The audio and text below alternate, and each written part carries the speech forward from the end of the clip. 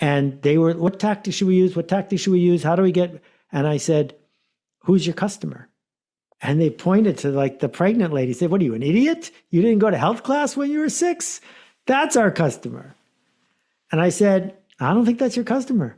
I think your customer is her mother-in-law. I think her mother-in-law is the one who is making the decision about what hospital she's going to give birth to the grandchild in. And you could just see everyone in the room. Like, I'm some stranger, some white guy who's never been, what do I tell? And they're like, of course. Like, of course. And everything they did after that shifted, and it dramatically changed the enrollment in the hospital because they understood something about strategy.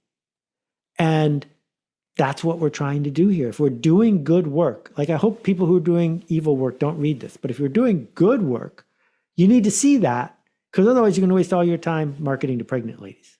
Yeah, that goes back to the in the business, on the business, the just awareness of this, and potentially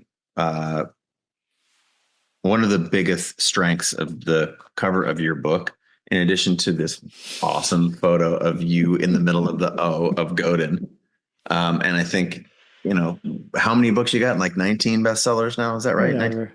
Something like that. But I like that your name is large. But this little line right here in the middle for the people who are listening instead of watching, the subhead is "Make Better Plans."